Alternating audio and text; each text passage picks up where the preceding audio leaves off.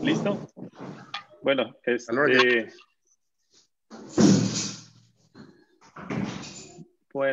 ya para cumplir con el programa, vamos a ir, se supone que va a ir conectándose un poco más gente. Ya veo que te estás conectando con Ameca, ¿verdad?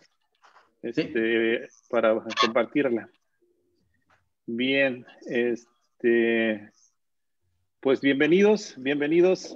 Generalmente hacemos las transmisiones cuando son de alguna manera alguna efeméride, pero en este caso no la vamos a hacer como efeméride. Hoy no es un 28 de mayo, pero por la importancia de esto que detectamos, pues lo estamos haciendo hoy en un 10 de diciembre.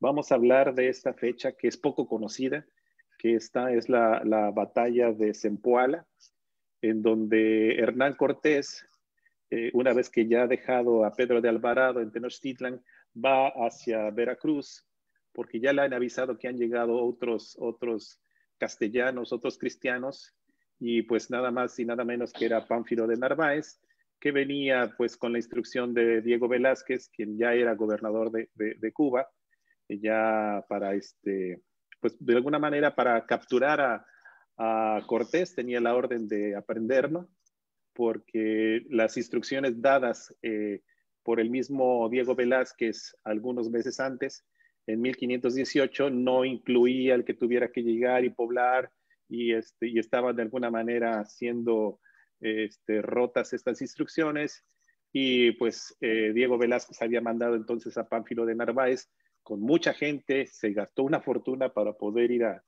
castigar a Cortés. Cuenta la historia que Diego Velázquez incluso dicen que murió hasta del coraje que le dio toda esta parte que pasó con la traición de Cortés, ¿no? Eh, él lo veía así, Diego Velázquez, entonces manda a este Pánfilo de Narváez. Hay algunos datos, realmente yo no puedo asegurar que este dato sea fidedigno, pero he encontrado en internet que incluso el mismo Pánfilo de Narváez llega el 22 de abril de 1520. Se parece mucho al otro 22 de abril de 1519, cuando Cortés desciende también en Veracruz. Pero bueno, ese es un dato que yo no considero todavía fidedigno, pero bueno, solamente lo refiero de forma anecdótica. Entonces me voy a permitir compartirles una presentación que hice aquí en PowerPoint. Ahorita voy a compartir la pantalla. Denme un segundo. Y me dicen, por favor, si ya la ven. Ya se ve. ¿Sí? Está, sí, ya está. Bueno, pues entonces esto es, esta es una secuencia de otros programas que ya hemos hecho, en donde hemos mostrado que el estudio que hicimos de las fechas que Cortés va dando en sus cartas de relación, que López de Gómara, el biógrafo oficial de Cortés, también da en su libro, y además el mismo Bernal Díaz del Castillo también va dejando fechas. Hicimos todo este estudio y nos dimos cuenta de que los actos que va haciendo Cortés, por ejemplo, salir de una ciudad cuando sale de Zempoala, el día que arriba a Veracruz, el día de su primera batalla en Potonchan, el día que arriba a Cozumel, todas estas fechas que van dando ellos, cuando las comparamos con el calendario nativo, cuando las comparamos con el calendario náhuatl mexica, en la versión del doctor Caso, en la correlación del doctor Alfonso Caso, nos damos cuenta de que siguen patrones.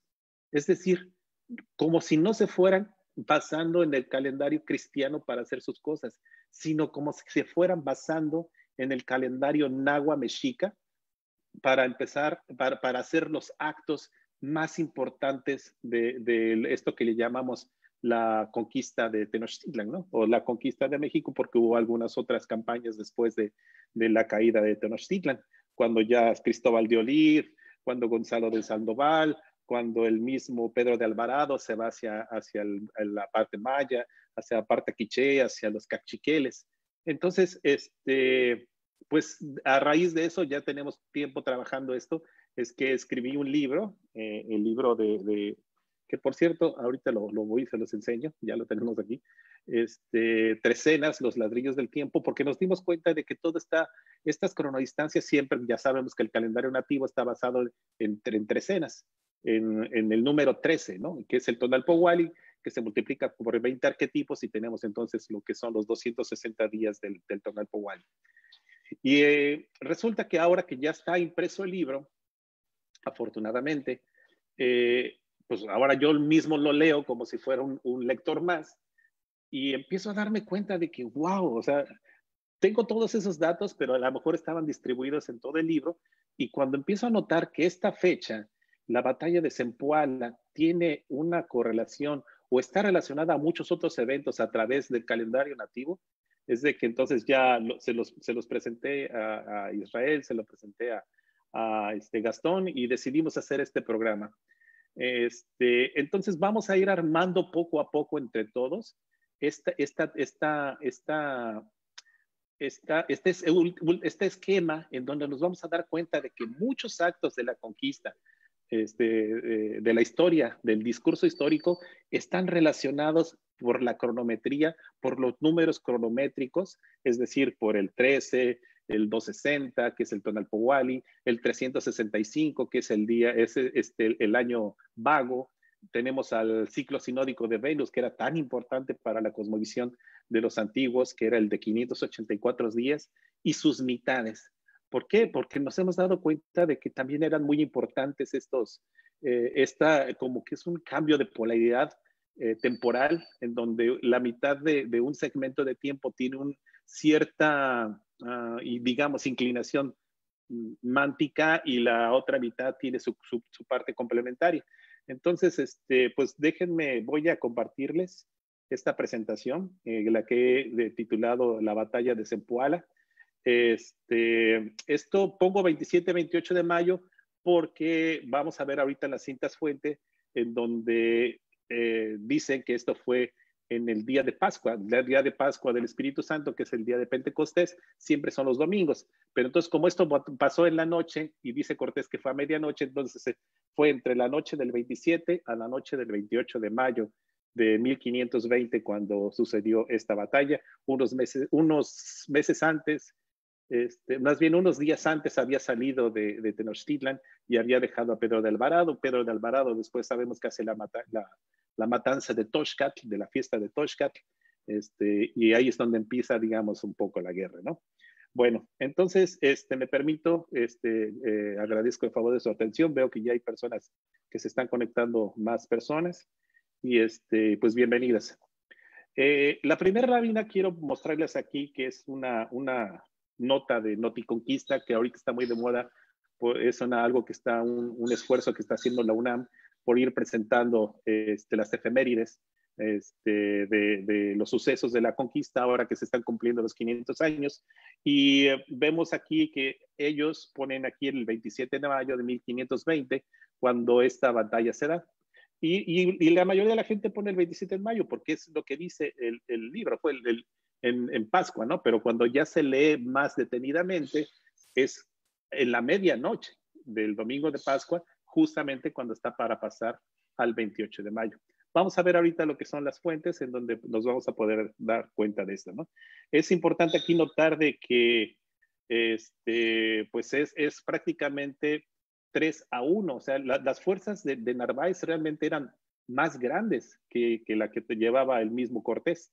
De hecho, es algo sorprendente de que Cortés ataque, digamos, en la noche, ya estaban dormidos, estaba muy oscuro, vamos a ver ahorita las fuentes cómo lo dicen, y de alguna manera tuvo la confianza Narváez de irse a dormir y lo despertaron ya cuando Cortés lo estaba atacando, ¿no? De alguna manera tuvo esa suerte, digámoslo así, Cortés para hacer este tipo de intromisión dentro del campamento. Ellos ya estaban guarecidos dentro de la ciudad de Zempoala y realmente, como lo dice aquí, déjenme ver, dice que era una fuerza de 3 veces inferior, eran 3 veces menos, o sea, había 3 hombres de Narváez por 1 de Cortés, ¿no? Entonces, pues, era la fuerza era superior. O sea, la lógica nos dice que era un ejército que podía haber sido vencido muy fácil, el de Cortés, y el de Narváez era mucho más grande. Bueno, la siguiente lámina que les voy a compartir, vamos a ver cómo lo dice Cortés. Cortés en su segunda carta de relación da la fecha en que esto pasa, y así fue que el día de Pascua del Espíritu Santo, el domingo de Pentecostés, que son 50 días después de la Pascua de la Resurrección, dice, y el mismo Cortés dice, poco más de medianoche, yo di en el dicho aposento, o sea, en el aposento de Pánfilo de Narváez. Aquí los corchetes yo los agregué para decir que es fue cuando entró ya directamente con Pánfilo de Narváez, ¿no? Entonces ahí el mismo Cortés nos está diciendo que ya había pasado la medianoche y que esto ocurrió entonces en la transición entre el 27, que es el domingo, que es justamente la Pascua siempre es el domingo, entonces el domingo al lunes, ¿no? También quien da una nota es el biógrafo de Cortés, que es justamente López de Gómara. Aquí tengo la cita. Fíjense que Cortés ya le había avisado a Narváez que iba a estar ya justamente en la Pascua del Espíritu Santo, que aquí lo dice que de allí a 3 días sería con él, o sea que iba a llegar ahí. Y Cortés dice, Cortés anduvo el día de Pascua más de 10 leguas. O sea, realmente le metieron ganas para poder llegar, porque una legua es más o menos alrededor de 4.8 kilómetros. Estamos hablando de que caminaron bastante, casi 50 kilómetros en ese mismo día para poder sorprender a Narváez, que los esperaba de alguna manera, que no pensaba que llegaran en ese día, ¿no? De alguna manera, ya Alfonso de Hurtado, que es una persona que venía con Cortés, aquí dice, se les escapó porque ya lo habían atrapado y fue corriendo para entrar al campamento y diciendo, arma, arma, que ya viene Cortés. Dice, a este ruido despertaron los dormidos, o sea, ya estaban dormidos, y muchos no lo creían, o sea, como que no creían que realmente esto estuviera pasando. Y entró el mismo Cortés en la ciudad y en el Real, es decir, en el campamento de Narváez, justamente a la medianoche, que eso lo tenía planeado para que entonces pudiera sorprendernos. Entonces vemos que entonces aquí nos dice que anduvo el día de Pascua más de 10 leguas, o sea, caminó todo el domingo y al llegar ahí en la noche, entonces entre el 27 de mayo, que es domingo, al lunes 28 de mayo, en esa transición es cuando pasa esta sorpresa que hizo Cortés a Pánfilo de Narváez, ¿no? Así es como lo narra el cronista López de Gómara, y el cronista Bernal Díaz del Castillo también dice que también menciona la Pascua del Espíritu Santo, inclusive dicen que el grito de guerra de la gente de Cortés era Espíritu Santo, Espíritu Santo, eran como para poder identificarse, y la gente de Narváez decía Santa María, Santa María. Entonces, al decir Santa María, se identificaban como gente de Pánfilo de Narváez, y la gente de Cortés decía Espíritu Santo, justamente refiriéndose probablemente entonces a lo que es la Pascua del Espíritu Santo. Bernal Díaz del Castillo dice que todo era de noche, que aún amanecía y que además llovía todavía un rato y que a rato salía la luna, ¿no? Pero aquí lo que quiero mencionar es de que todo estaba muy oscuro, lo menciona inclusive 3 veces, dice muy oscuro, llovía y también la oscuridad nos ayudó, porque como era tan oscuro, la gente, y había muchos cocuyos, la gente de Narváez pensaban que eran las mechas de escopetas. Entonces, de alguna manera, pues les ayudó esta oscuridad para poder pues sorprender un poco a Narváez. Lo que hice fue irme a un programa de astronomía y ver cómo estaba la luna, a ver cómo se había metido esa noche, y para tratar de corroborar este dato que nos había dejado Bernal Díaz del Castillo. Aquí tenemos la latitud, es la de Veracruz. Aquí está la fecha, estamos hablando de que son pasadita de la medianoche, como ya dijimos, entre el domingo y el lunes. Esto ya es el 28 de mayo de 1520, a la medianoche, y vemos que la luna ya estaba por una declinación de 33 grados 38 minutos, es decir, que ya estaba más hacia el oeste, más hacia ocultarse pues ya en el mar. Aquí vemos la línea del horizonte, aquí está el oeste, el west. Entonces vemos que la luna, pues sí, efectivamente ya estaba a la medianoche, no había tanta, vamos, el ángulo no estaba por encima, sino ya se estaba ocultando, ¿no? Tenía además la luna una edad lunar de casi 11 días, es decir, todavía ni siquiera llegaba a la mitad. Sabemos que son 29 días, lo que es 29.5 días, lo que son las edades lunares. Entonces sí realmente había poca luna, poca luz de luna en esa noche. Aquí lo he hecho un poquito más de acercamiento de cómo se veía la luna. Entonces, a la medianoche, aquí están los 33 grados 38 minutos que tenía de altitud. Y pues aquí también vemos lo que es la edad lunar. Y la luna finalmente se escondió.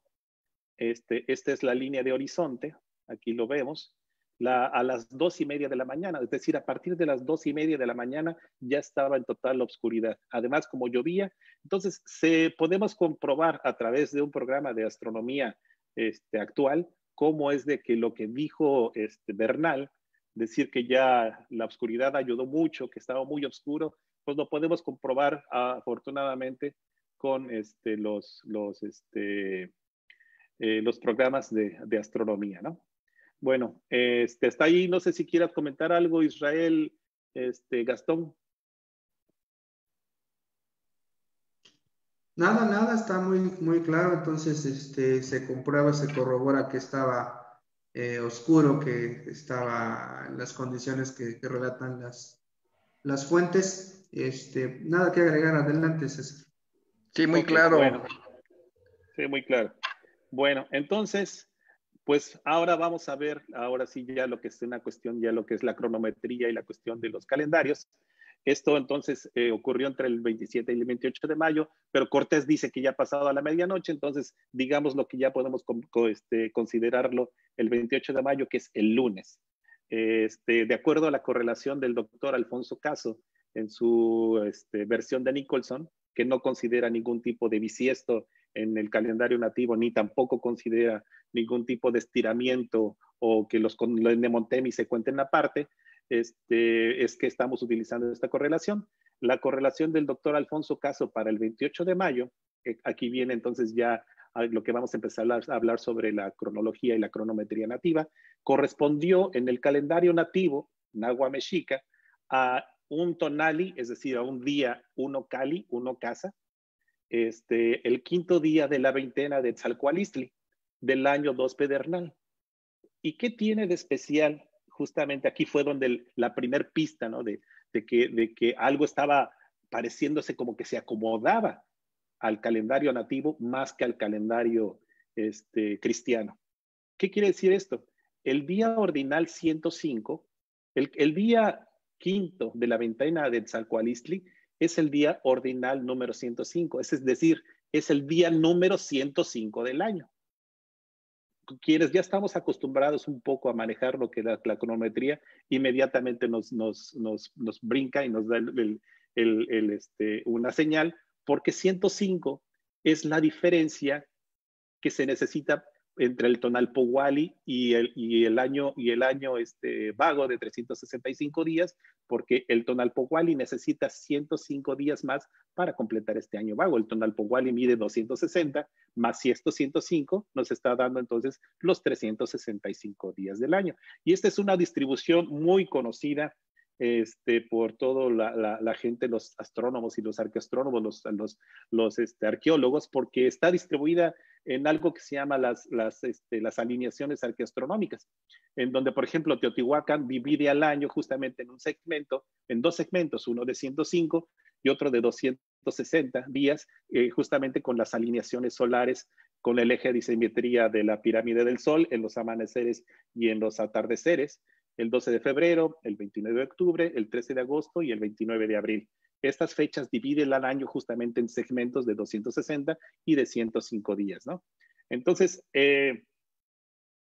déjenme, voy a pasar a la siguiente imagen. Aquí podemos ver lo que son las veintenas. Aquí está la primera que son veintenas, entonces 20, 40, 60, 80, 100 días, que sería la veintena de Toxcatl.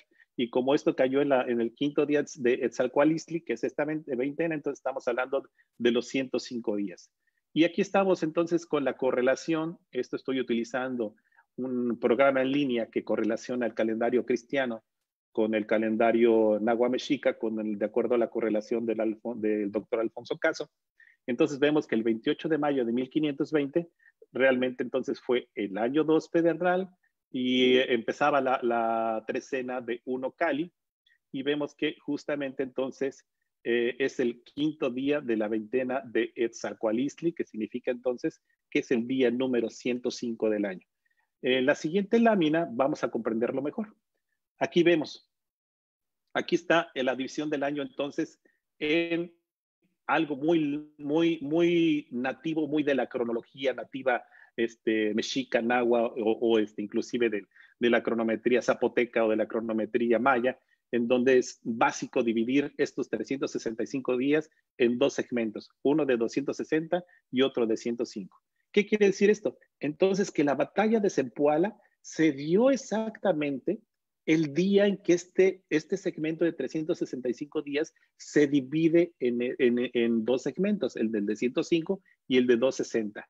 Esto entonces parece ser que de alguna manera esto ya parece ser intencional entonces de ceñirse a esta cronometría nativa, más que el 28 de mayo. Digo, es importante el día de Pentecostés. De hecho, yo diría que es la tercera fecha más importante de la liturgia cristiana, ¿no? Que podríamos tener, por ejemplo, la Pascua, la resurrección, quizá el Navidad, el natalicio de Jesús, y después tenemos el día de Pentecostés, que es el 50 días después de la Pascua de Semana Santa, ¿no? Entonces sí tiene significado en la parte del cristiano, pero en la parte nativa, entonces tenemos esta división del año. Lo hacen justamente en la división del año, en el día número 105 del año nativo, restando 260 días para la conclusión del año. Aquí vemos que entonces el año 2 pedernal empezó el 14 de febrero de 1521, pasaron 105 días y faltaban 260 días para la conclusión, para el quinto Nemontemi del 12 de febrero de 1521. Esto que vemos aquí en la línea roja son los 365 días del año 2 pedernal. No sé si quieres agregar algo ahí, Israel. No, pues hacer hincapié que esta relación está marcada en muchas zonas arqueológicas en todo México, ¿no? Era una relación de días que definitivamente pues decía algo a nivel simbólico, cronológico, ¿no? La encontramos en Teotihuacán, la encontramos en otros sitios, ¿no? Entonces, pues desde ahí que coincida también con el Pentecostés, pues sumamente significativo, ¿no? Ahí están como imbricados los dos calendarios. Nada más agregar eso. Ok, bueno. Voy a seguir con las siguientes láminas. Vamos a ir armando este esquema, voy a ir dejando este esquema y le vamos a ir agregando todas las demás correlaciones o cómo esta fecha se va correlacionando con otras fechas de importancia, con la misma caída de Tenochtitlan, cómo se van correlacionando entre ellas, como si fueran un tejido del tiempo, como si fuera un tejido de historias, pero todas se van relacionando a través de los números cronométricos del calendario nativo, como ya lo mencionamos, el número 13, el número 260, el número 365, el 584 y sus mitades, ¿no? Bien, vamos a ver entonces aquí que el primer dato es de que la batalla de Zempoala se lleva a cabo justamente en el día que se divide el año nativo en un segmento de 260 y otro de 105, que esto ya empieza a ser entonces intencional. Bien, la segunda fecha que se relaciona con esta batalla de Zempoala es precisamente la caída de Tenochtitlan. La caída de Tenochtitlan fue el 13 de agosto de 1521. Y ahí veo, aquí es lo que ya habíamos visto, que está entonces el final del año 2 Tecpat, aquí en el quinto Nemonteni, Y 182 días después de que termina aquí el año, justamente está el 13 de agosto de 1521. ¿Qué tiene que ver 182?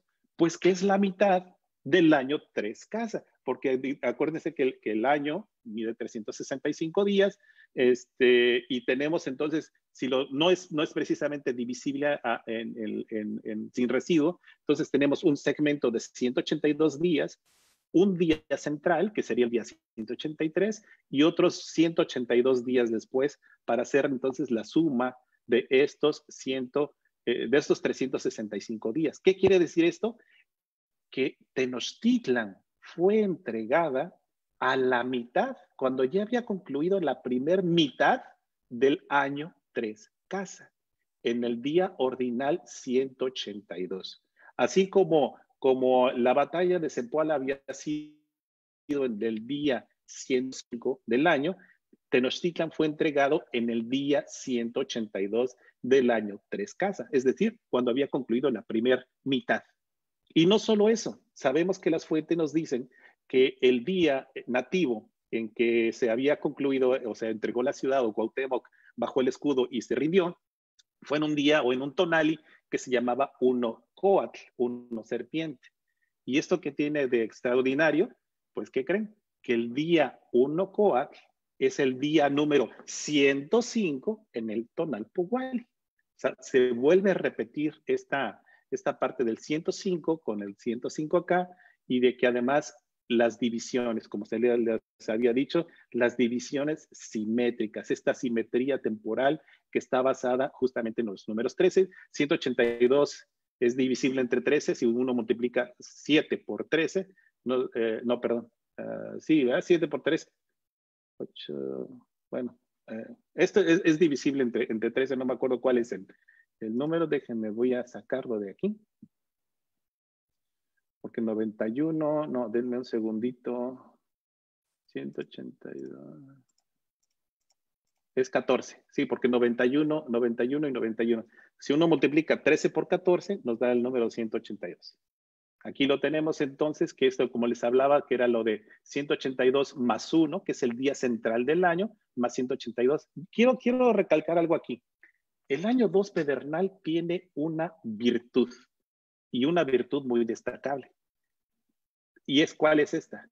Que el día central, es decir, el día 183 ordinal del año, o sea, es el día número 183 de todos los años 2 pedernal, tienen por signo al 1 Zipactli. Es decir, que todos los años pedernal, 2 pedernal, tienen en su centro del año el inicio del Tonalpohualli. Para mí esto es algo muy notable, e inclusive los años, hay reportados en las fuentes que la misma ciudad de Tenochtitlan, de hecho hay más fuentes que dicen que Tenochtitlan fue fundada en un año 2 pedernal, 1364 algunas fuentes lo dan, y algunos otros lo repiten algunos años más anteriores, ¿no? Sabemos que es más reconocida la de 1325, pero también es importante recordar de que el año 2 pedernal es mencionado en las fuentes como el día que tiene al 1, como el día que fue fundada la ciudad de Tenochtitlan, y el 1 Zipactli justamente es el ombligo, por así decirlo, del año. De hecho, los anales de Tlatelolco nos dicen que la ciudad de Tenochtitlan fue fundada en un día 1 Zipactli. De alguna manera, pues es algo importante, ¿no? Entonces, vamos a ver cómo, entonces, este 13 de agosto, el día de la entrega de la ciudad, se relaciona con la batalla de Zempoala, con la suma de los días 260 más 182. O sea, es un Tonalpohualli completo más la mitad de un año vago. La suma de estos dos nos da 442 días.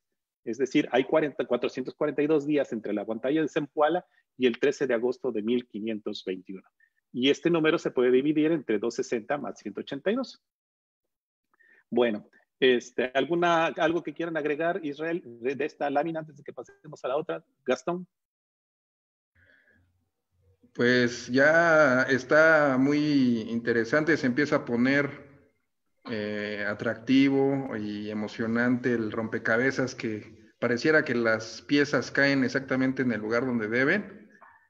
Y pues bueno, yo porque he seguido un poquito tu propuesta de cronodistancia, y yo sé que toda esta fractalidad, esta simetría, es tan perfecta que, bueno, no me quisiera adelantar a lo demás, pero sí me gustaría que los que están viendo pudieran tomar sus anotaciones, porque tú nos estás acompañando este conteo de días independiente a la cuenta que maneje cada quien. Aquí no estás hablando de nadie, sino nada más estás contando los días naturales. Entonces eso se me hace muy comprobable. Cualquiera puede asomarse, contar los días y checar las fuentes que nos dicen la referencia del día que cayó, y obviamente el día que cayó en calendario gregoriano, por si también quieren la referencia, ¿no? Entonces,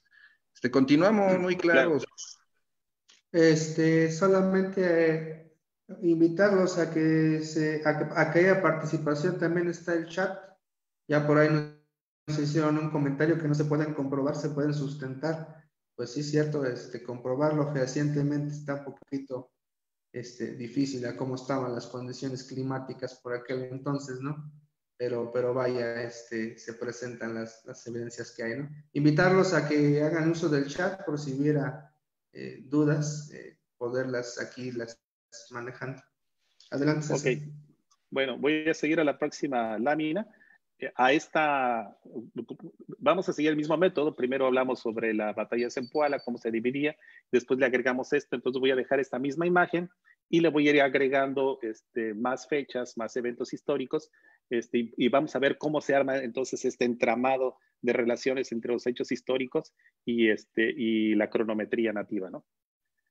Bueno, ok. Vamos a ver ahora lo que es la muerte de Cuitlahua.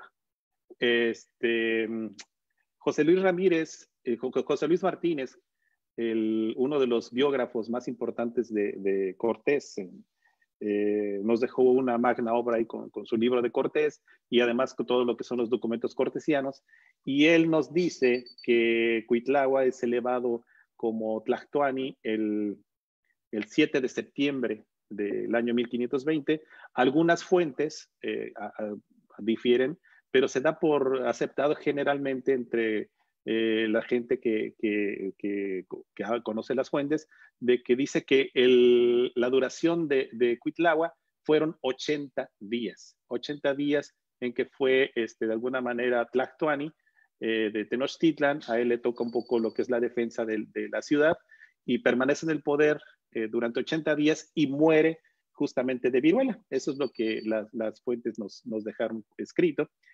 Si uno suma entonces de ese 7 de septiembre y empieza a contar 80 días, llega al 26 de noviembre de 1520, justamente. ¿Y qué tiene ese 26 de noviembre de 1520? Aquí viene la relación. Pues está a 182 días, o sea, aquí se invierten los números, está a 182 días de la batalla de Zempoala, cuando muere Cuitlahua, y a 260 días de justamente la entrega de Tenochtitlan. O sea, tiene un doble sentido esta cronodistancia de 442 días. Una, son dos sumandos, 260 y 182, que es lo mismo que 182 que más 260. En las dos formas de que se pudiera sumar esta cantidad, tiene significado. Tiene significado de acuerdo a la cronometría nativa, ya sea el fin del año 2 pedernal y 182 días después la caída de Tenochtitlan, o si se ve al revés, 182 días después de la batalla de Zempoala está la muerte de Cuitlahua, y 260 días después, es decir, un Tonalpohualli completo, está el 1 Coatl, que es la entrega de Tenochtitlan. Aquí entonces pues viene digamos algo muy pues difícil de explicar. ¿Cómo es posible que Cuitlahua haya coordinado su muerte, o las fuentes eso es lo que dicen, para morir 260 días antes de la entrega de Tenochtitlan, ¿no? Esto parece así como que increíble, pero vamos, ahí están los datos. Los datos ahí nos los dicen las fuentes, nos lo dicen los investigadores modernos, como este erudito José Luis Martínez, y entonces pues vemos cómo se va cuadrando, que no importa si es 260 más 182 o 182 más 260, pero de todos modos vemos aquí que van cuadrando las cronodistancias con eventos importantes dentro del discurso histórico. Es muy importante la muerte de Cuitlahua, es muy importante la entrega de Tenochtitlan, es muy importante el día que Cortés vence a Pánfilo de Narváez, porque otra historia hubiera pasado. Si hubiera ganado entonces Narváez, todo este discurso, todo esto que estamos presentando hubiera sido otra cosa diferente, ¿no? Aquí me gustaría destacar otra cronodistancia, que en lugar de sumar 182, si restamos 182 para completar los 365 días del año, llegamos otra vez al día 1 Zipactli. Es decir, se dio un día 1 Zipactli y 182 días después está el 1 Cali, que es justamente la batalla de Zempoala. Aquí vemos entonces cómo se va armando este rompecabezas. Ya tenemos aquí 3 eventos importantes. La batalla de Zempoala, la entrega de Tenochtitlan, la muerte de Cuitláhuac y el inicio y el final del año 2 Pedernal, todo relacionado con la cronometría, con los números cronométricos, con el 260, con la mitad del año, con el 365, aquí se suman los 365, 182 más 182, más este día central, aquí 105 más 260, también se suman los 365 días del año. Entonces vemos que todo esto se va acomodando no en base al calendario cristiano, sino en base al calendario nativo. Como parece como si fuera agendada de alguna forma, ¿no? Como si se fuera siguiendo una agenda hasta llegar a este día. Bien, ¿algún comentario o algo que quieran hacer, Israel, de esta muerte de Cuitlahua y su relación? Ese 1 Zipactli es cuando Cortés hace su acto simbólico en Veracruz, ¿no? No, ese es antes, en 1519. Ok. Sí, ahorita lo vamos a ver. Esa es la batalla de Potonchán. Bien. Si quiere la de seguimos con la siguiente. ¿Perdón? Con la siguiente bueno, nos emocionamos. Okay. Vamos a pasar a la siguiente lámina, que es justamente la batalla de Potonchán. Aquí vamos a ver este 1 Zipactli que está acá. Bien, ya hemos hablado de esta parte de la lámina. Ahora vamos a hacer hacia atrás. Vamos a ver cómo se relaciona con eventos anteriores a la batalla de Zempoala. Vamos a ver, por ejemplo, que la batalla de Potonchán es realmente la primera batalla que tiene Cortés en estas tierras. Es la primera escaramuza que, bueno, realmente fue una batalla. Bernal Díaz del Castillo nos dice que el 12 de marzo llegan a la desembocadura del río Grijalva y empiezan a hablar con los nativos para decirles que querían algo de comer, que querían descender. Los nativos le dicen, tenemos que ir a pedir permiso, espérate aquí y volvemos al otro día y te diremos si sí o si no. Cortés, los dos estaban de alguna manera ganando tiempo y mintiendo, y Cortés decide saltar a tierra y de alguna manera pues tratar de presionar a los nativos, y esta batalla se da al otro día, cuando ya Cortés ya en la punta de los Palmares, que dice así Bernal Díaz del Castillo, y empieza esta batalla justamente en el pueblo de Potonchán, ya con los mayas chontales, deben de ser los mayas chontales ahí, y entonces esto sucede el día 13 de marzo de 1519, este día aquí. Y justamente es lo que tú decías, Israel, aquí no lo puse, pero justamente el 13 de marzo de 1519 es un día 1 Zipactli. Es decir, la primera batalla de Cortés se da justamente en el primer día del Tonalpohualli. Esta sincronía, para mí, pues, también ya me estaba volando los sesos, porque cuando lo descubrí, que esta de hecho fue la primera fecha que yo descubrí, dije, bueno, pues una casualidad, pero ya cuando se arma todo ese rompecabezas es cuando uno dice, wow, algo está pasando aquí, ¿no? Lo que tiene de importante esta fecha de la primera batalla, digamos, bélica, y si la hacemos, medimos la cantidad de días que hay respecto a digamos, la última batalla o la última batalla de Tenochtitlan, cuando ya Cortés pues ya tiene sitiada la ciudad y Cuauhtémoc decide entregar la ciudad justamente el 13 de agosto, hay un cronosegmento, hay un segmento de 885 días. del 13 de marzo al 13 de agosto. ¿Sí? Aquí es curioso que son otra vez días 13, pero aunque sea en calendario cristiano, ¿no? Es curioso que es 13 de marzo, 13 de agosto. Bueno, estos 885 días tienen algo muy peculiar. ¿Por qué? Porque es la suma de 260 más 365 más otro segmento de 260.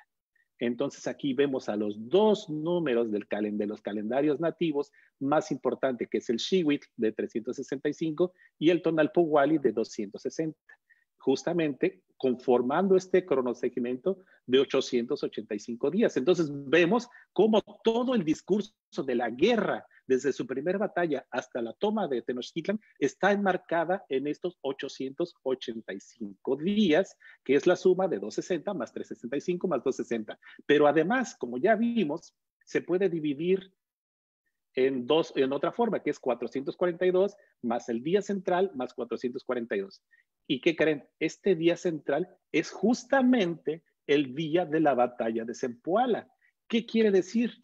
Que de su primer batalla hasta la última batalla, cuando en la batalla de Potonchán y la batalla de Tenochtitlan, la batalla de Zempoala está a la mitad, justamente a la mitad, en el día central de esta cronodistancia. Para mí esto es algo así como que, wow, ¿cómo se puede tener estas sincronías entre esas batallas y esa central? Porque sabemos que esta batalla fue importantísima para Cortés, porque si no hubiera ganado, si hubiera perdido contra Narváez, pues la historia hubiera sido diferente, ¿no? Sabíamos que, como nos dicen las fuentes, eran 3-1 Narváez. Entonces aquí vemos esta sincronía, estas mitades, justamente se da a la mitad entre estas dos, entre este segmento de 885 días. Entonces vemos inicio, finales y una mitad. Inicio, final y una mitad. Esto es muy, digamos, muy nativo, ¿no? No sé si quieras agregar algo aquí, Israel o Gastón. Pues es que te estás yendo con tanto detenimiento, César, que que sí, yo creo que queda bastante claro en cada fecha que estás sumando. Israel, ¿quieres comentar algo más? Sí tiene que quedar bien claro la importancia de esa batalla, ¿no? Cortés llega pues prácticamente en una aventura con todas las de perder, y a partir de esa batalla, entre comillas, comienza ese para arriba. ¿En qué sentido? En el sentido de que ya comienza a ser yo diría que cuando Cortés sale de Tenochtitlan, que deja ahí al mando a Alvarado, deja de ser esa presencia, ese huésped de los mexicas, y cuando regresa a Tenochtitlan, ya es pues una facción española contra una facción mexica, ¿no? Entonces, a partir de esa batalla, de ese evento, empezaron a cambiar las cosas, empezaron a moverse muchas cosas que finalmente dieron como resultado a Cortés como el vencedor de todo este juego de poderes, que, como tú bien mencionas, si no hubiera ganado esa batalla, pues bueno, hubiera sido Narváez, hubiera sido quizá Velázquez a través de Narváez, la historia hubiera sido enteramente diferente. Como tú dices, sí es un punto de inflexión en la historia muy importante, y que esté ahí a la mitad, pues bueno, es francamente de un simbolismo brutal, ¿no? Sí, claro. Bueno, voy a seguir de alguna manera con la misma metodología. Yo voy agregando eventos históricos y vamos viendo cómo se arma todo este rompecabezas y este tejido calendárico, este tejido de días, ¿no? De donde se van entrelazando todas historias, pero todas, ojo, con la cronometría del calendario nativo. Bien, vamos a seguir con la siguiente lámina, que es el inicio de las otras campañas. Bueno, así lo puse porque me refiero a otras campañas militares. Una vez que Cortés y Cuauhtémoc se ven la cara ese 13 de agosto de 1521, ya, digamos, culmina la campaña militar contra Tenochtitlan, pero ya entonces viene el interés de Cortés de seguir avanzando hacia las demás campañas y empieza de alguna manera a enviar a sus capitanes preferidos, y Cristóbal de Olid, Gonzalo de Sandoval, el mismo Alvarado, los empieza a enviar a distintas partes y regiones de Mesoamérica, y esto lo hace muy temprano. El mismo Cortés menciona que manda a Gonzalo de Sandoval hacia la parte de Cuauhtémoc, creo que es de la parte de Oaxaca, esa parte hacia esa parte que lo manda, y que esto lo hace el 30 de octubre de 1521, es decir, apenas unos meses después de la caída de agosto, del 13 de agosto de 1521 de Tenochtitlan, y entonces ya el 30 de octubre de 1521 ya estaba mandando a Gonzalo de Sandoval a una nueva campaña. Entonces, por eso es el inicio de las otras campañas, ¿no? Es justamente en esa fecha cuando ya empieza a enviar a sus capitanes a que vayan hacia Tzintzuntzan, a que vayan hacia la parte de Iximshén, con los cachiqueles, con los ay, se me fue el nombre de los mayas, de los quichés, y después hacia los cachiqueles, ¿no? En toda la parte de lo que es los altos de Guatemala, la región de Atitlán. Entonces, esta fecha es cuando inician ya las otras campañas, cuando Cortés inicia las otras campañas de pacificación, entre comillas, ¿no?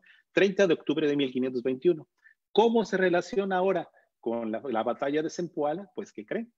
Que está exactamente a 520 días, es decir, a 2 veces el Tonalpohualli, 2 veces 260 días. Si yo sumo 520 días o 2 veces 260 del 28 de mayo, voy a llegar al 30 de octubre de 1521, justamente cuando Cortés empieza el inicio de sus otras campañas bélicas, ¿no? Pero hay algo más importante aún que demuestra justamente este afán de ceñirse a la cronometría. Aquí ya se nota toda la intencionalidad de Cortés de ceñirse a la cronometría nativa más que a la cristiana, ¿no? ¿Por qué? Porque justamente el 30 de octubre de 1521 es un día uno Cali, al igual que como fue la batalla de Zempoala, pero este uno Cali es el día ordinal número 260 del año. Así como aquí fue el día 105 y que 260 completaban el 365, aquí lo hace en el día ordinal número 260 del año, es decir, en el 20º día de la veintena de Tepe-Ilhuitl. Aquí entonces se nota, pues, otra vez quererse ceñir a esa división del año, porque ahora en lugar de ser 260 días los que faltaban para terminar el año, faltaban 105, un segmento de 105 días. Entonces, pero es buscando esta misma división del año, 260 más 105 o 105 más 260.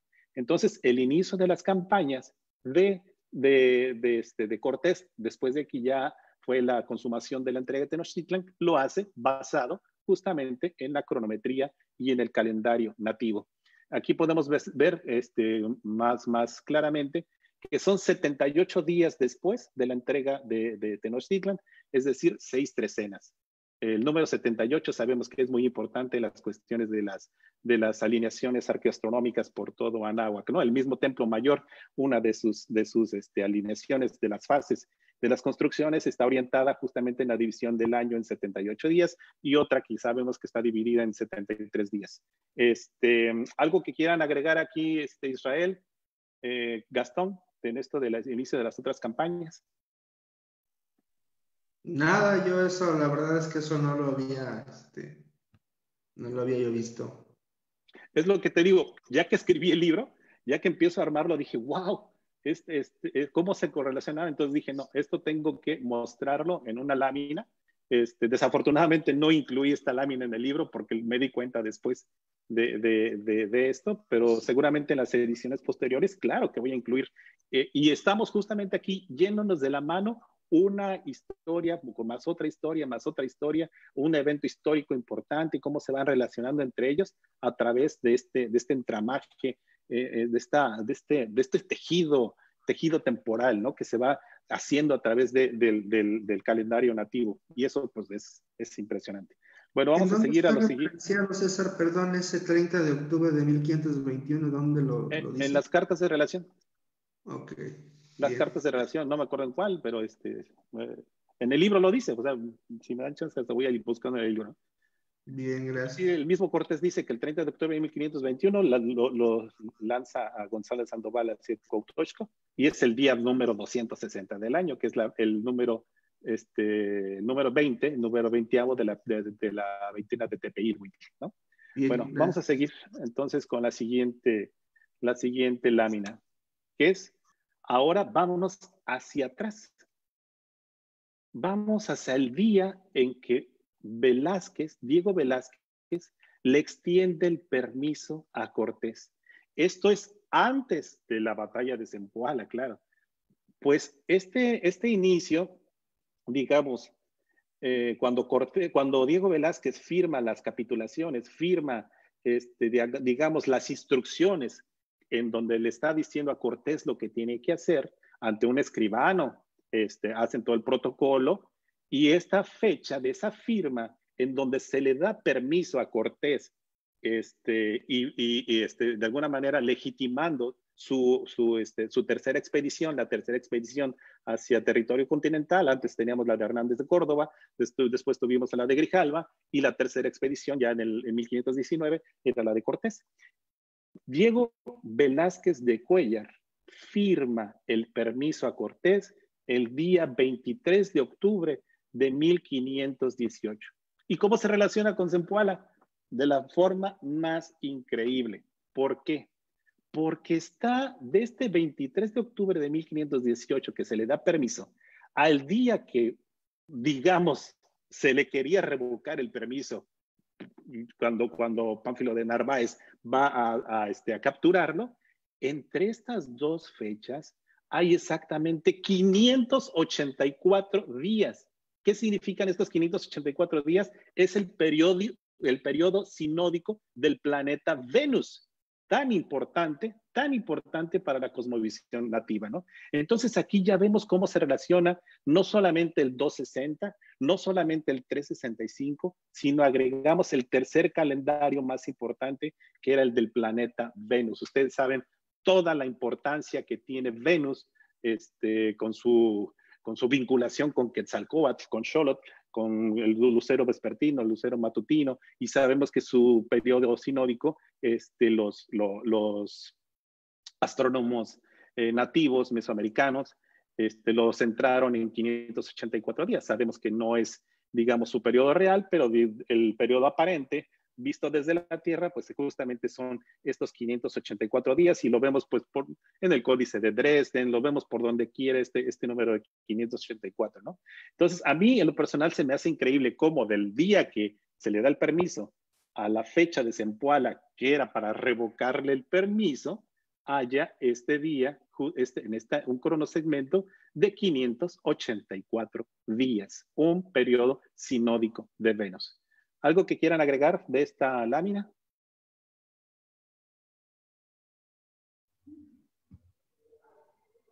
Todo bien, todo bien. Bueno, pues aquí vemos entonces cómo ya se va armando toda esta entramado, la batalla de Potonchán, la primera batalla militar de Cortés, la última para la entrega de Tenochtitlan, el inicio de las otras campañas, los inicios de los años nativos, cuando muere Cuitlahua, la mitad de un año, el Unocipactli, y ahora vemos cómo se relaciona con el permiso que le da Velázquez a Cortés a través del periodo sinódico de Venus. Bien, voy a seguir a la siguiente lámina. Ya estamos por concluir un poquito más.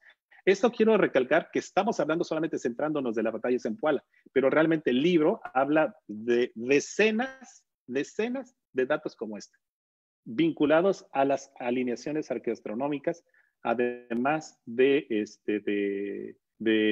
tanto de Tenochtitlan como de Teotihuacán. Teotihuacán es importante para el discurso calendárico porque sabemos ahí es donde nace el quinto sol, se renueva el tiempo, o sea, ¿no? De alguna manera, ¿no? Bien, voy a seguir a la siguiente lámina, que es Cristóbal de Olid. Cristóbal de Olid es otro de los capitanes preferidos. De Cortés todavía era preferido porque después lo va a capturar cuando lo traiciona en las Cibueras, cuando se va para las Cibueras. Pero Cristóbal de Olid entra al señorío Tarasco, la relación de Michoacán. De hecho, hay muy pocas fechas cristianas mencionadas en la relación de Michoacán, está escrita o atribuida a Jerónimo de Alcalá, en donde dice que el 17 de julio de 1522, Cristóbal de Olid entra a Tajimaroa, no sé cómo se pronuncia, ya en el señorío Tarasco. Digamos que entonces esta es otra de las otras campañas de Cortés. Ya antes había Cortés enviado uno o dos personas hacia el señorío Tarasco, pero no había sin ninguna repercusión. Pero aquí sí ya Cristóbal de Olid ya va con un ejército, ya va de alguna manera mejor preparado. Entonces, ¿qué tiene o cómo se relaciona con la batalla de Zempoala? Pues, ¿qué creen? Que está a exactamente 260 días de cuando sale Gonzalo de Sandoval, desde el inicio de la campaña, y cuando Cristóbal de Olid llega al señorío Tarasco son 260 días. ¿Cómo se relaciona con Zempoala? Entonces, con la suma de estos tres, 520 más 260, estamos hablando entonces de 780 días. ¿Qué tiene de especial 780 días? Justamente que son 3 veces el Tonalpohualli, pero algo más importante porque se relaciona a un planeta. No sé si quieras explicarlo, Israel. ¿Qué cosa? Me perdí un poquito. Ajá, estoy mencionando aquí que la batalla de Zempoala, cuando Cristóbal de Olid entra al señorío Tarasco, son 3 veces el Tonalpohualli, son 780 días.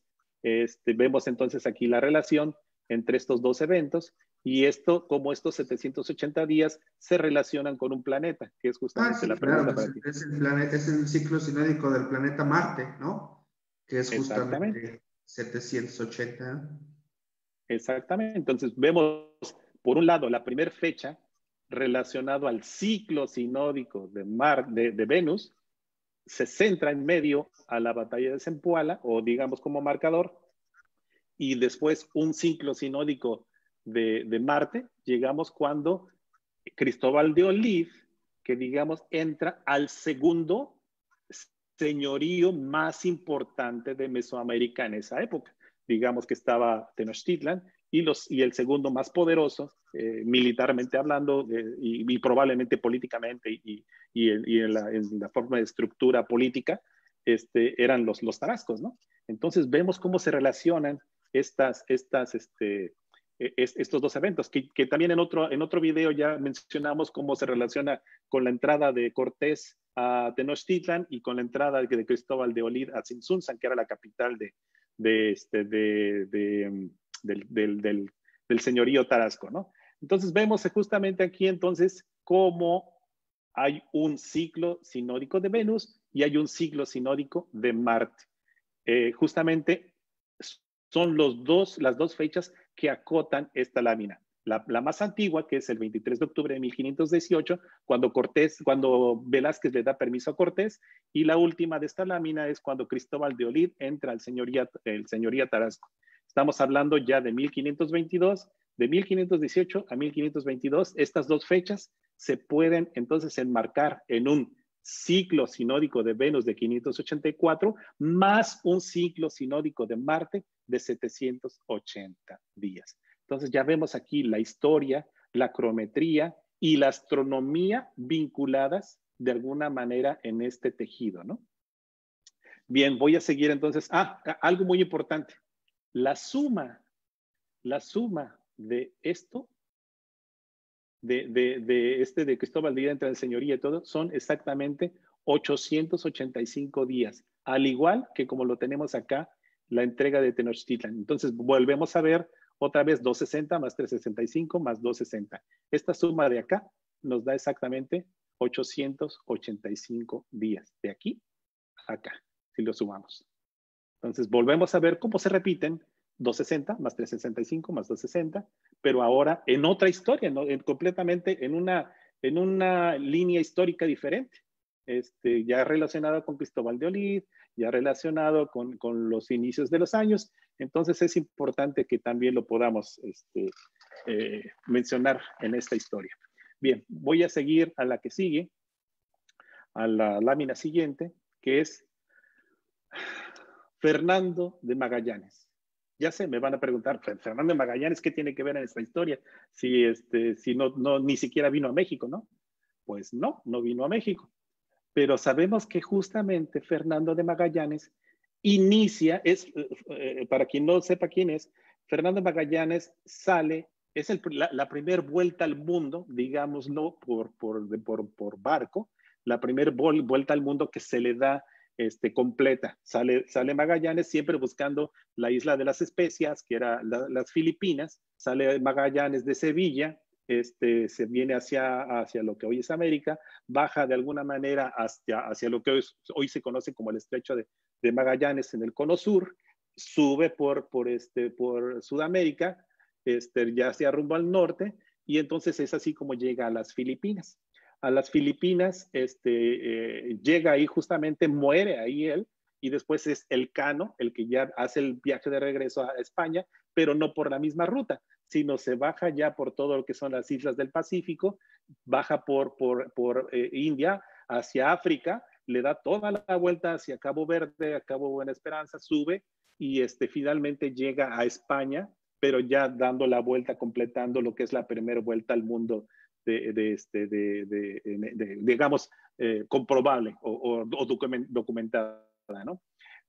Fernando de Magallanes sale también en 1519. Parece que este siglo XVI tiene magia en muchas cosas. Pues tenemos a Lutero, tenemos a pues lo que ya es la parte de la transición del descubrimiento de América, en donde ya termina de alguna forma la parte del oscurantismo medieval de Europa. Entonces, muy importante este siglo XVI, ¿no? ¿Qué tiene que ver o cómo se relaciona esta historia? Son historias totalmente separadas, lo que es Cortés, lo que es Diego Velázquez, lo que es Pánfilo de Narváez. ¿Por qué es que se relaciona Magallanes? Pues vamos a verlo. ¿Por qué? ¿Cómo se relaciona con la batalla de Zempoala? Al principio pensé de que era una casualidad. Dije, bueno, Fernando de Magallanes sale el 10 de agosto de 1519 de Sevilla y llega a las Filipinas. Bueno, antes de que vaya eso, calculé, dije, bueno, ¿qué pasa 10 de agosto de 1519? Pues, ¿qué creen? Está a 292 días antes de la batalla de Zempoala. ¿Y qué tiene que ver el 292? Pues, ¿qué creen? Es la mitad de 584, la mitad del ciclo sinódico de Venus. Entonces dije, wow, esto ya no me parece ya tan casual. Y entonces me fui a investigar más. Dije, bueno, ok, ya tenemos una mitad del ciclo sinódico de Venus, se relaciona con la batalla de Zempoala. Voy a buscar un poco más. Voy a ver cuándo llega Magallanes a las Filipinas. Y entonces hice ese cálculo y me di cuenta, haciendo esta búsqueda, que llega el 16 de marzo de 1521, Fernando de Magallanes llega a las Filipinas. De alguna manera completa la mitad de su viaje. ¿Y qué creen? Aquí también dije, wow, ¿cuántos días creen que hay desde el día que sale de Sevilla hasta el día que llega a las Filipinas? 584 días. Es decir, otra vez, un periodo sinódico de Venus. Esto a mí ya me parece totalmente, me voló los sesos, porque ya no encuentro cómo explicarlo. Había pensado que 292, que es la mitad del ciclo sinódico de Venus, dije, bueno, pues parece ser una casualidad, pero cuando ya se relaciona con el 10 de agosto y el 16 de marzo, otra vez con Venus, pero esta vez con un Venus completo de 584 días, es cuando yo dije, bueno, pues entonces sí es importante que yo ponga este dato en la historia, ¿no? No sé si quieran agregar algo, Israel y Gastón, sobre este dato de Magallanes.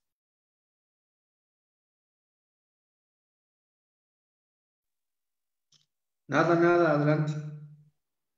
Ok, bueno, pues finalmente este es el esquema que se dibuja de todas estas historias a las que les he platicado. Empezamos solamente con esta parte central, y ya vemos cómo es que todas estas historias se van relacionando de alguna u otra manera a través de la cronometría y de los números cronométricos del calendario nativo con todo este discurso histórico, con todas estas historias que parecen alejadas en el tiempo, que parecen que no tienen ninguna relación, que parecen aleatorias, pero cuando se ponen todas estas fechas bajo los prismas del calendario nativo, se arma toda esta historia. Quiero recalcar que esta es solamente una fecha, ¿eh? Estamos hablando de que estamos centrándonos en la batalla de Zempoala, pero lo mismo podemos hacer el día, por ejemplo, el 16 de agosto de 1519, que es cuando Cortés decide moverse de Zempoala rumbo a Tenochtitlan. Después, cuando entran a Tlaxcala, después de cuando se van a Cholula, de cuando entra a la ciudad de Tenochtitlan, cuando sale Cortés, cuando regresa Cortés, cuando salen expulsados, la noche triste, todas las fechas, absolutamente todas las fechas importantes del discurso histórico de la caída de Tenochtitlan no solo de la caída, porque no sé si recuerdan que hace poco también hice un video, que de hecho es algo que tenemos que platicar, que inclusive las 5 cartas de relación que Cortés envía al rey, a Carlos I o a Carlos V de Alemania o Carlos I de España, los hace, firma estas cartas en base a la cronometría del calendario nativo. Así como estamos hablando esto, lo mismo podemos hacer si revisamos las 5 fechas en las que Cortés firma sus cartas de relación. También lo hacen un día número 260, también distan entre ellas, por ejemplo, 885 días. Hay 885 días entre la tercera carta de relación y la cuarta. ¿Qué son estos 885 días? Pues otra vez la suma de 260 más 365 más 260.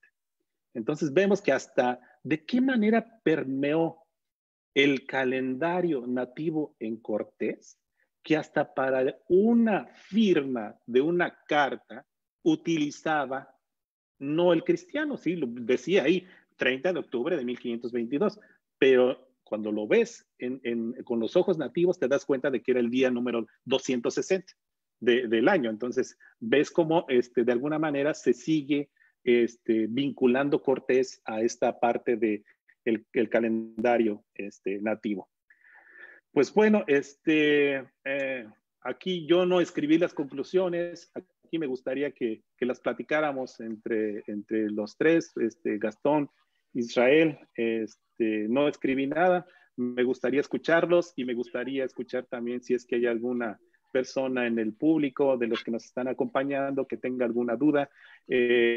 A mí, pues, yo quiero darles las gracias por el favor de su atención a esta ponencia. Espero haber sido lo suficientemente claro. A veces me emociono o a veces me faltan las palabras para poder explicarlo, pero realmente me entusiasma todo este descubrimiento. Me gustaría escucharlos, me gustaría escuchar a Gastón, a Israel, y si la gente del público, la gente que nos esté acompañando ahorita, tengan alguna pregunta, algún comentario. Pues muchas gracias, César, a ti y la verdad, el que tú nos compartas esta información que me consta que de repente a veces nada más surge como una idea y de repente se encadena toda una investigación y a todos los que nos gusta la calendárica pues vemos esa simetría, esa congruencia y que a nosotros, bueno, personalmente, pues me invita también a buscarle no tan solo la explicación de cada uno de la estrategia, de los pasos que dio Cortés hasta pareciera que tenía ya un guión que lo iba siguiendo, pero lo sobresaliente es que ese guión es nuestro calendario. Entonces, o sea, a mí me gustaría después seguir desarrollando. Yo sé que esto que compartes es algo nuevo, son investigaciones que van surgiendo, que nos compartes y que vienen muchas cosas similares en tu libro, pero que aún así tú no dejas de compartir, ya sea en los grupos, en tu blog, y se van actualizando. Entonces eso nos va enriqueciendo mucho el panorama, y yo creo que va a terminar siendo una estructura totalmente, yo creo que va a sobrepasar lo complejo para convertirse en algo muy claro, muy inamovible.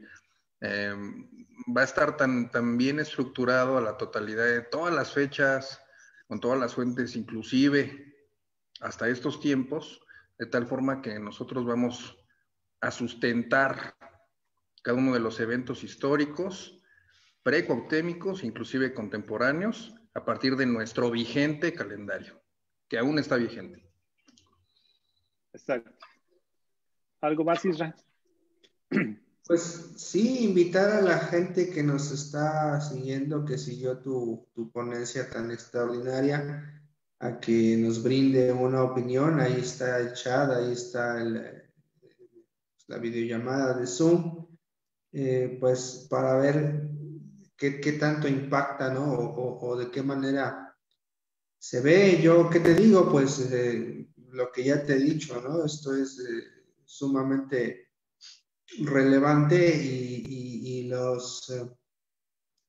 pues sí, los supuestos que derriba, ¿no? Y los cambios de paradigma que genera, pues son sumamente relevantes, ¿no?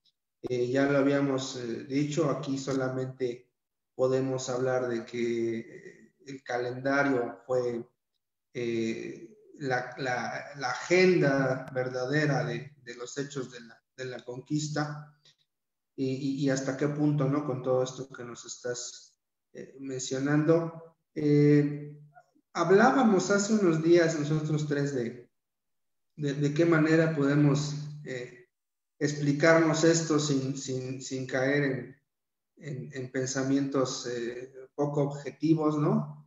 Y la verdad es que está difícil no echar a volar la imaginación, ¿no? Dando que pues son demasiadas las coincidencias, ya lo hemos dicho. Yo creo que hasta la llegada de Cortés en ese marzo de 1519, puede hablarse de coincidencia, ¿no? De ahí para adelante, digo, es una manera como de tratar de encontrar congruencia, ¿no? Pensar en que quizá los contadores del tiempo, los sacerdotes que venían analizando cómo se estaba dando la cuenta del tiempo, se enteraron de que por ahí el día 1 Zipacle de su año 1 ACAT, apareció ahí un extranjero haciendo ciertas ceremonias, ¿no? Y vieron una oportunidad para pues hacer lo que ellos tenían planeado hacer, lo que ellos querían propiciar que se hiciera. Y quién sabe, ¿no? Quizá de ahí en adelante, pues Cortés fue por decirlo así, no quiero decir la palabra títere porque yo sé que a muchos no les van a gustar, ¿no? Pero sí un comisionado de parte de la gente de aquí, para hacer un montón de cosas que derivaron lo que ya sabemos que sucedió, ¿no? El cambio político, el cambio religioso, el cambio mundial, porque vamos a decirlo, como tú lo dijiste, ese siglo XVI demarcó muchas cosas. Y pues ahí están los números fríos que nos hablan de que pues efectivamente estaba predestinado para que así sucediera. pues nada, a seguir indagando, a seguir profundizando, porque yo creo que esta investigación tuya debe generar una campanada muy grande en la manera en la que conocemos y la que entendemos nuestra historia, ¿no? ¿Qué preguntas en Facebook? Dice por ahí Sí, Francisco. claro. ¿Qué preguntas son? Ahí nos hace una pregunta Glaux Azul. En resumen, mi pregunta es si estuvo asesorado Cortés desde un inicio o si estaba predestinada por los astros la caída de Tenochtitlan. Esa es la gran pregunta. Es lo que venimos diciendo. Objetivamente nos dice. No hay realmente mucho de para dónde arrimarse, ¿no? O estaba ya predestinado, ya estaba escrito en el cielo, o alguien le fue dictando las cosas, ¿no? Por ahí habrá que hablar alguna vez, César, habrá que hablar de tus hallazgos sobre estos caciques de Ajapusco, ¿no? Este libro de Luis Barjau se llama. Ajá, sí, de Luis Barjau. Que nos habla de que por ahí fueron algunos sacerdotes a encontrarse con Cortés mientras estaba todavía en Veracruz, y probablemente Sí, claro. ahí le pudieron haber dicho, en Veracruz o en Tabasco, ¿dónde estaba? No, en Veracruz llegaron con la comitiva Ya, de Moctezuma, de que le Motecuzoma. pudieron haber dicho, y sabes que nuestros Tonalpauquis se encuentran en todo lo que le vienes platicando a la gente desde que llegaste, encontraron que ahí tú estás predestinado, estás ahí marcado por los astros, entonces ahí te va cómo la vamos a hacer, ¿no? Claro. No, yo sé que es una idea o una teoría bastante singular, ¿no? Pero pues de otra manera, ¿cómo nos lo aplicamos, no? Sería Sí, es el difícil. validar el conocimiento astrológico, ¿no? O es astrología o es ahí mano morena, como hemos dicho, ¿no? Que metieron ahí influencia Sí, los de acá, ¿no? Entonces, yo creo que son preguntas muy sensatas, son preguntas muy interesantes estas que hace el participante, amigo, amiga, no sé quién lo ha hecho, y pues nada, sería interesante escucharlos, ¿no? ¿Qué piensan? ¿Qué piensa la gente, ¿no? Que nos sigue. ¿Tú qué piensas, César? claro que, digo, Nunca nos has dado nunca has aventurado una teoría como tal. ¿Tú qué piensas tú? es que es difícil centrarse en total objetividad. Ahorita estamos hablando solamente de la batalla de Zempoala, pero por ejemplo ya hemos mostrado que por ejemplo, Cortés sale a 260 días del tránsito de Venus de 1518, ¿no? Eso es prácticamente imposible para esa época de sincronizarlo, pues porque ya sabemos que Europa todavía no podía calcular los tránsitos de Venus en esa época, sino hasta que nace Kepler en 1547, el año que muere Cortés. Nace Kepler, pero una cosa es que nazca y otra es que lo logre después ya calcular los pasos de Venus frente al Sol, ¿no? Cosas así que son imposibles que pueda hacer una actividad humana y que muestran de alguna manera sincronicidad con pues, los astros, ¿no? Pues yo creo que una teoría así aventurada sería que es una mezcla de las dos. Una mezcla de las dos en donde sí Cortés de alguna manera tenía una tendencia, no sabemos su fecha de nacimiento, pero sí sabemos su muerte. Hace poco hicimos un video al respecto. Y una vez que ya llegó, lo aceptaron y ya le dijeron qué hacer.